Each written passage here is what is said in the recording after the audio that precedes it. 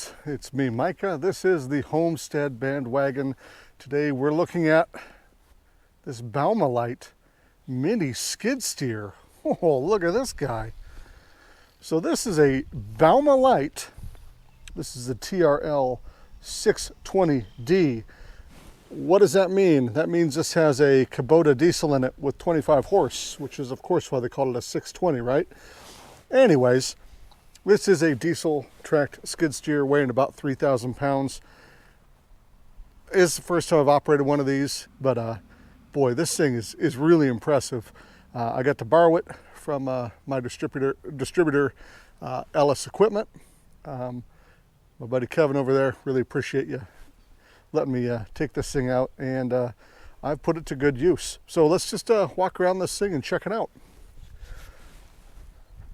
So first thing we got here is you will have fluid levels on either side. Really super easy to see. So that's hydraulic. There's gas on the other side. This is a lift. So if you lift your boom up to work under the hood, you can lock that in place. That's really nice. Again, this is a tracked machine. They do make it in a wheeled machine with a Honda engine, but the tracks are the way to go from what I've heard. And this right here is spring loaded. So if you hit a rock or something really hard, it actually will spring back a little bit. That being said,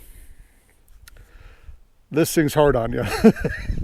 It's a short wheelbase, 70 inches without an attachment on the front, and about 41 inches wide. I mean, this thing it's a bucking bronco sometimes, but we'll get to that. So what else we got here? This one's running a Martok, also out of Canada, material bucket. So single cylinder on this lift, and this thing weighs 3,000 pounds and it'll lift about 3,000 pounds. It'll tip, but it'll lift it. Some tie down spots there. Here's some hydraulics. You could put auxiliary power up on the front here. We won't get into the specifics on PSI and GPM. You can read that on the website, and there's different options for that as well. Air cleaner, easy to get to. There's your fuel level. And then this is really nice. You got a light here that's guarded and a light here that's guarded as well. And then here's how we open the bonnet. So is this a bonnet? Do Canadians say bonnet or do they say hood? I don't know. I'm doing it one-handed. Quite a task, but we can do it. All right, take that guy out.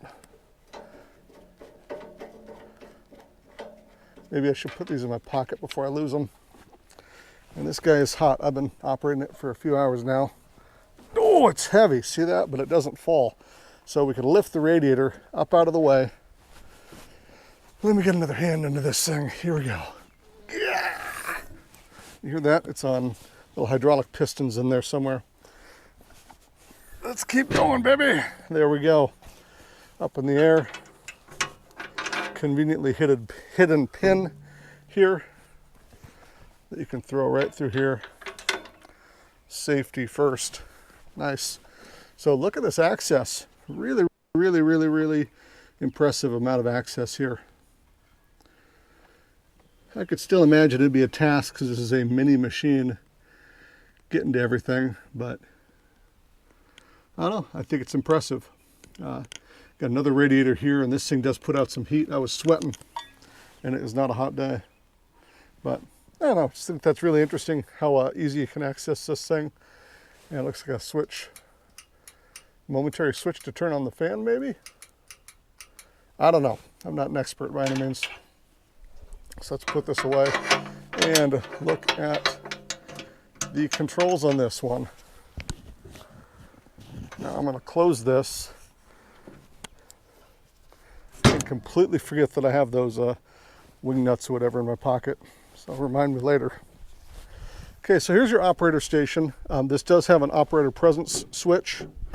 So you have to be standing on it for the controls to let it move or for the bucket to lift. The bucket will lower with you off this and the engine won't die, but you have to be on the operator station, or at least pushing it down, for this thing to work. And then access to the rear of the machine, your battery, your radiator screen right there. Another access panel, pads all over the place. Diesel fuel goes in here, And here is the operator station. Hour meter, your auxiliaries, heat warning. There's no dial on here telling you what your temp is, so you just gotta trust it. RPMs, this thing runs at 3,000 if you've got it tapped out. And then PSI gauge, that's very, very helpful actually. And especially on these mini skid steers, they'll run all the same attachments that a regular skid steer will, just mini sized. So brush cutters, we operated some forks with this one, the bucket obviously. There's big front mounted mulchers, those seem terrifying to me. And a lot of people love these because of their ability to get into tight spaces and use an earth auger or a post hole digger. So lots and lots of options, and having these hydraulics on the front really open up those options. And then this is a selector for those front hydraulics. Your throttle controls right here. Your O-crap handles are conveniently located right by your joysticks. So this one is operated by 2 joysticks. This one is your steering. This one is your loader. So I'm holding a camera here, so I can't show you, but you can operate your steering and your loader at the same time. In theory. This thing, if you're not on level ground, again, very small wheelbase, could get a little bumpy. I found myself a lot of times just holding on for dear life around here because we got bunches of hills and stuff. So sometimes, I'm holding on with my right hand, steering with my left, and still kind of holding on a little bit, just so you don't go, flinging off this thing. And I did fall off a couple times. That's just par for the course with these machines. So that's your basics on this thing. That's your controls. It does use a mini skid steer quick disconnect on the front. It's filthy, but I can categorically guarantee you it's in here somewhere. Can you see that? And it's just, this thing is simple. You rotate this pin. If it's not full of junk, pull it up, flap it over here. It's up. Now you can release your bucket. So there's one on each side.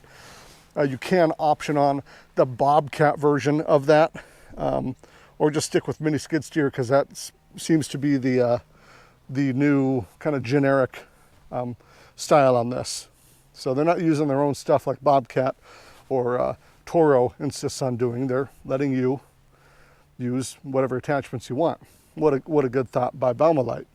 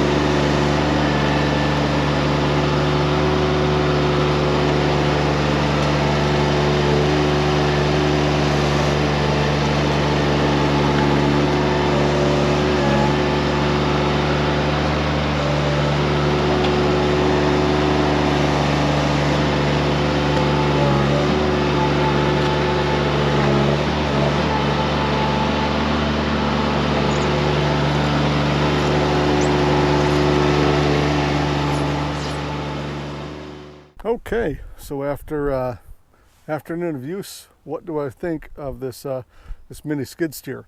We'll start with operating the machine itself and moving it. You know, this thing is a very small wheelbase, you know, 40 inches wide and 70 or so inches long without an attachment on the front. So this thing's small, which means that, you know, that smaller wheelbase means the machine will have a propensity to kind of jerk. And this thing will act like a little bucking bronco. If you're going over bumps at full speed, it'll throw you all over the place, and it'll suddenly fall into a hole and tip back and throw you out the back. That happened to me a couple times. So you do got to be very careful. The operator station itself, I felt like this operator platform was a little small for me. This is a size 13 shoe. I just kind of felt like I was coming off the back of it. I guess I could have ridden with my on the balls of my feet, but I wanted to feel secure and be up on it. So a slightly longer operator station would have been nice. These pads were good enough. You know, you're bouncing side to side all day long. I'm not going to say that it wasn't wide enough in here. It was. As far as the controls for operating the machine go, when this thing's under power, when it's moving, these are pretty stiff, which I was really, really grateful for. You know, you're kind of holding on for dear life anyway, right? While this thing's moving, I could get a couple fingers around this, so I would probably put some grip tape here while moving the controls. It worked just fine. And these being stiff meant that if I did hit a bump and kind of got jerked, this thing wouldn't just go flying off to the side and, you know, throw me over the front end or off the rear end. I felt very in control because this joystick is pretty stiff and has good feedback. I was really, really thankful for that. You know, just trying to really gingerly move with this thing is possible. I thought it was not jerky at all.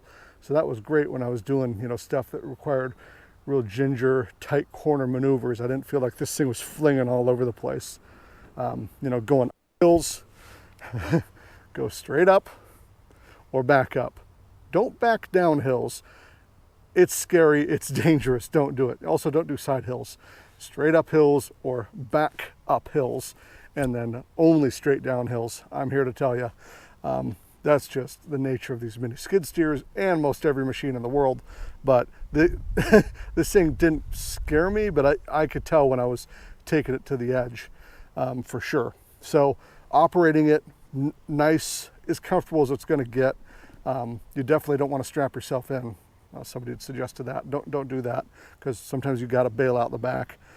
It wasn't overly bumpy and jerky, which is always my fear with small machines like this. It was very well mannered, and man, easy to get in and out of spaces, easy to get in the barn and move around. I wish we had this thing a couple of years ago when we were cleaning out the barn. It would have just made a world of difference. Now, secondly is, you know, loader controls. So this thing moves and then it has a loader. So the loader control was also quite stiff. And at first I did not like it. I had to really push it. And while I'm holding on for dear life and trying to use an operator control, it felt bad. But then I was doing some stuff that required some, again, real ginger light movements. And this thing has a great sweep to it. And if you do hit a bump, like you always do on this thing, any bump in the ground throws this machine all over the place. You weren't jerking your controls suddenly and throwing your load. So, in fact, it took a little more than a third of the movement for it to even move the loader. So if you accidentally bumped it, it wasn't flopping your load all over. That was pretty well thought out. I would have, if I was designing this, make this really loose and easy to use, you know, with just your fingertip while holding on to this grab bar. And man, you'd be throwing loads all over the place if that happened. So really thoughtful of them on that. And using the skid steer, the mini skid steer quick disconnect on this was a great choice by them. It's super easy to use, easier than the skid steer quick disconnect on a tractor. So I like that. You know, changing between a bucket and forks, which are the two things I'm sure everybody has with any machine with a loader.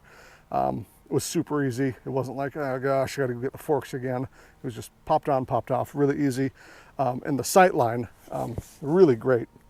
It's hard to see on camera, but I mean, this is where my face is. I can see the tip of the forks, which with the tractor, you can't see the tip of your forks. So I've got the bucket on there right now. I'm gonna move this bucket, but I can see the tip of the forks, even with it flat on the ground. I could see the edge of the bucket, even with it flat on the ground. Sight lines were incredible. You know, you can dump into the back of a 3/4 ton truck, no problem. You can get right up to the side of the truck and get your bucket way into that truck. That was nice. If you have forks, you can get into the tailgate of the truck, into the truck itself, not on the tailgate, into the truck itself, pick up a pallet, back it out. Man, how nice is that, you know, to be able to actually move stuff. And I had a stinger on the back of the tractor too, so there was an extra few inches sitting out there that I wouldn't normally have, and this thing was able to get, it was able to get into the back of the truck, even with that stinger on there. So that was great. The loader controls on this thing are exquisite. Really, really like them. I knew exactly what I was doing at all times, and using two functions at once was just perfect and easy and smooth. Really, really happy with it. One gripe before I keep singing the praises of this machine is this throttle. What is this doing here? Okay, so I've got my oh crap handle that I'm holding on to at all times because I'm operating it with the left stick. So I've got my right arm or hand on here holding on for dear life while I'm blasting through the countryside. I'm not needing to jimmy with the throttle while I do that. I got the throttle pegged, I'm moving. But once I have the throttle pegged, my hand's here, I almost got to like hold on to that too. And I don't have giant hands. I've got average sized hands. I can't hold on to this whole thing. I guess I'd have to hold on here, but there's not a convenient grip here. Why is this here? I don't think you're always moving this while you're operating. I don't know. I guess it protects it from getting bumped, which is nice, but maybe you gotta shave this handle down. It should be sitting, I think, but whatever. So there's my biggest gripe, is where the stinking throttle control's at. Other than that, this thing's easy to operate, very smooth for what it is. It is not jerky at all, like I would have expected. It just, I don't know, it does all of its jobs with aplomb. You know, it's a skid steer, so it certainly tears the ground up, but we expect that. You know, it is not a soft ground maintenance tool, I guess. And you can put anything on these. You know, they're making forestry mulchers for the front. You know, one of the best selling things is the post hole diggers, so you can put in fences and backyards. As long as you're not doing the backyard in the mud, I guess it would tear the backyard up, but whatever. If you've got nice hard ground, they do great. Yeah, the only thing you don't want to do is a lot of hill work with this, man. It's scary.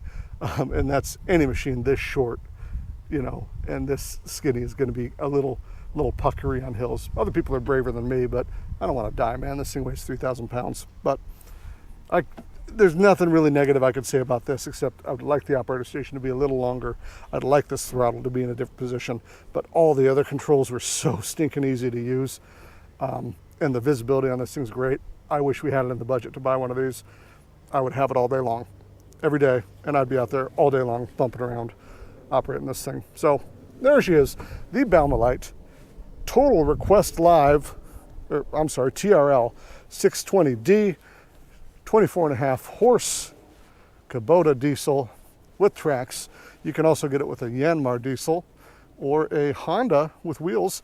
And I've read that they've got a battery powered version, which if you're working indoors, that could be something cool. Or in a greenhouse. I think one of these would work great in a greenhouse. You know, just the whole thing about CO2 would be kind of bad. So maybe you could convert the Honda to propane. I don't know. Or just get electric. And if it's an electric tracked model, which I haven't seen yet, I'm hoping to see it. That'd be kind of cool. I'm not total pro battery, but being able to work inside with a machine like this would be awesome. So, okay, that's all. Great machine, highly recommended. Dealer only, you have to buy it from a dealer. They don't direct sell. That's so you actually have a dealer that can repair your stuff, support your stuff, and take care of you as a customer. Great, great machine. All right, y'all have a good day. We will see you later.